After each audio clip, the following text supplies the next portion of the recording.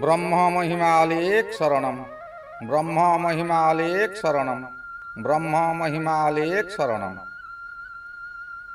गुरु कृपा YouTube channel तरफर अगणित दर्शक मानकु हार्दिक अभिनंदन जनाई आरंभ करने को जाउछि मासिक राशिफल।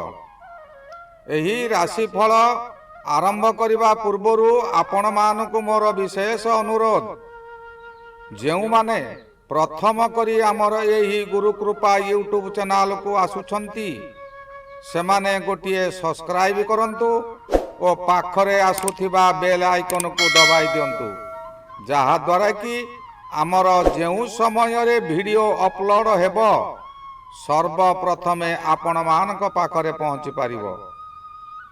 आपण मानकु आउ एक अनुरोध, जेउ मानकर विवाह रे विलंब हेउछि, बारंबार विवाह भांगी जाउछि किंबा चाकरी करबा को चाही इंटरव्यू देई इंटरव्यू रे फेल हेउछंती, चाकरी होई पारु नाही, परिवार मध्यरे स्वामी स्त्री मध्यरे झगड़ा सबु बेले रहुछि, सेमाने सेमानंकर जन्म तारीख, जन्म समय, जन्म स्थान एही निम्न रे दिया जाउथिबा मेल आईडी रे प्रेरण करंतु। आम्भे ताहा गणना करी आपनकु सठिक उपदेश बताई देबु। आसंतु एबे जानिबा 2026 मसिया जून मासरे वृष राशिर मासिक राशिफल। बंधु माने आपण जदि वृष राशि रे जन्म ग्रहण करिसंती तेबे एही जून मास आपणक जीवन को संपूर्ण बदलाई दे पारे। एही मासरे आपण केबे एमिति अनुभव करि पारंती जे मो जीवन काहीकि एते स्लो होइगला, मु एते परिश्रम करूछि तार फल काहीकि मिलु नाही।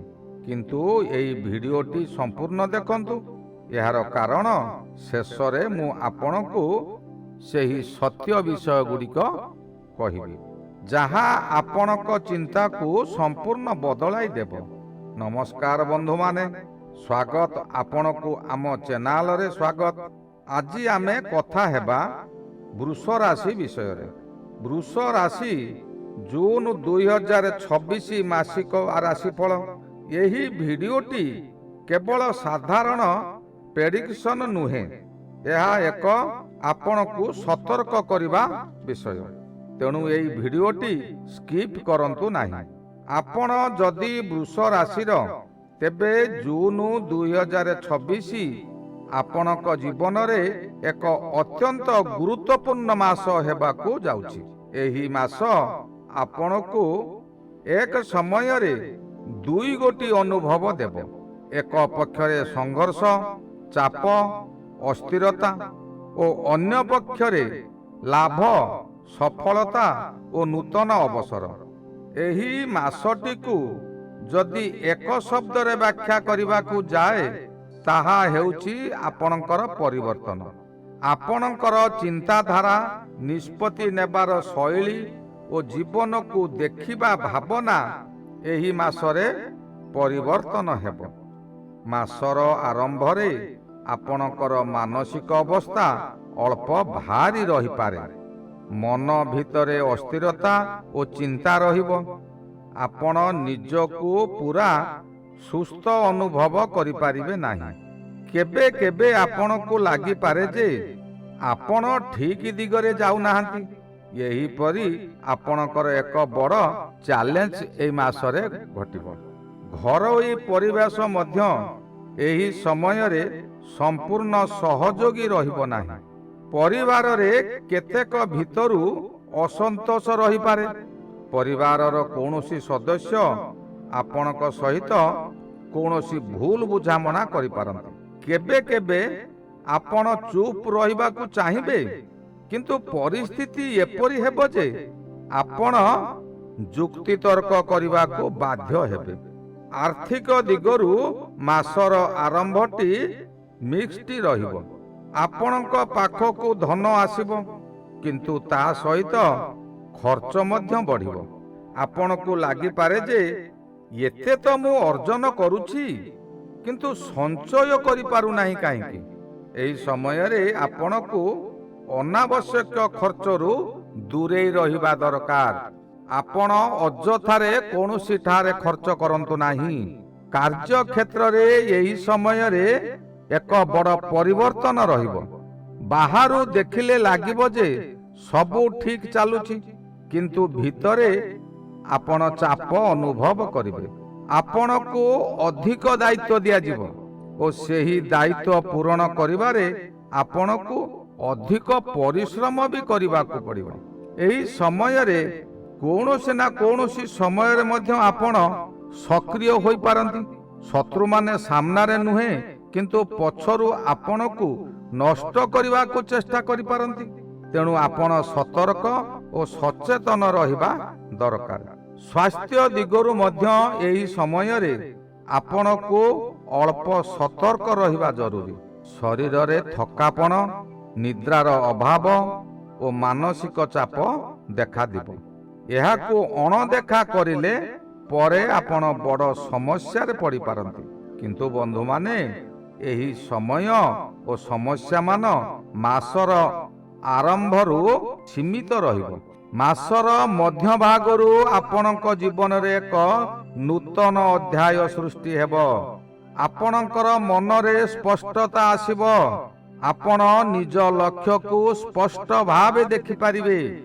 ଏହି ସମୟରେ ଆପଣଙ୍କର ମନର ବଳ ବଢ଼ିଯିବ, ଶରୀରରେ ଶକ୍ତି ମଧ୍ୟ ବଢ଼ିଯିବ।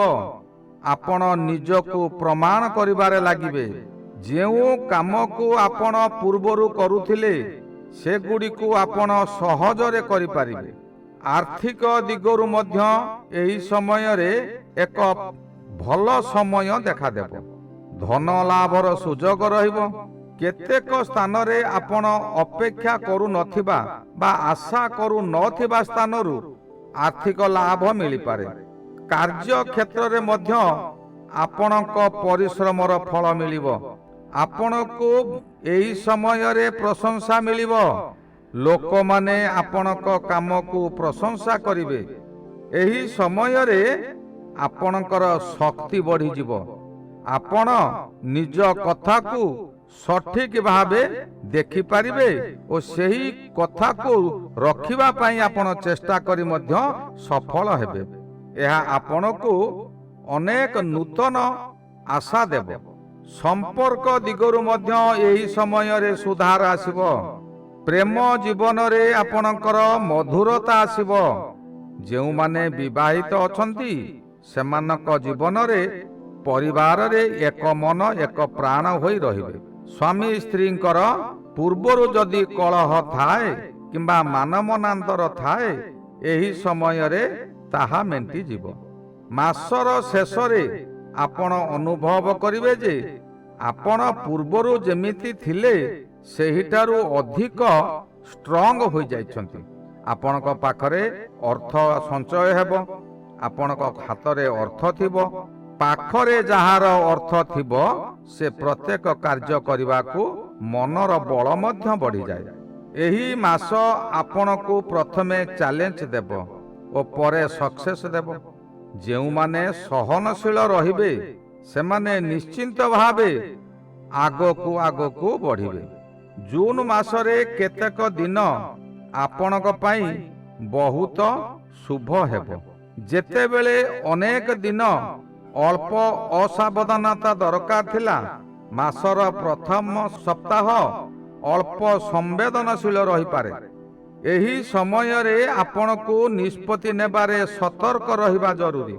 ଅନୁମାନ ଅନୁସାରେ 1 ରୁ 7 ତାରିଖ ପର୍ଯ୍ୟନ୍ତ ଆପଣଙ୍କୁ ଚ୍ୟାଲେଞ୍ଜ ରହିବ।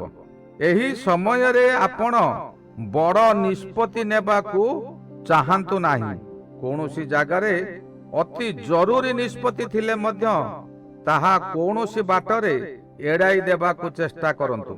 8 ତାରିଖରୁ 14 ତାରିଖ ପର୍ଯ୍ୟନ୍ତ ଆପଣଙ୍କର ମଧ୍ୟମ ରହିବ। ନା ଶୁଭ ହେବ ନା ଅଶୁଭ ହେବ। କିଛି କାମ ଏହି ସମୟରେ ସଫଳ ହେବ, ଆଉ କିଛି କାମ ମଧ୍ୟ ଅଟକି ଯାଇପାରେ।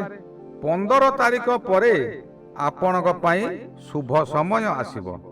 16 ତାରିଖରୁ 22 ତାରିଖ ପର୍ଯ୍ୟନ୍ତ ଆପଣଙ୍କର ସମୟ ବହୁତ ଭଲ ରହିବ। ଏହି ସମୟରେ ଆପଣ ନୂତନ କାମ ଆରମ୍ଭ କରିପାରିବେ। 23 ତାରିଖରୁ 30 ତାରିଖ ପର୍ଯ୍ୟନ୍ତ ସମୟ ସବୁଠାରୁ ଅଧିକ ଲାଭଦାୟକ ହେବ।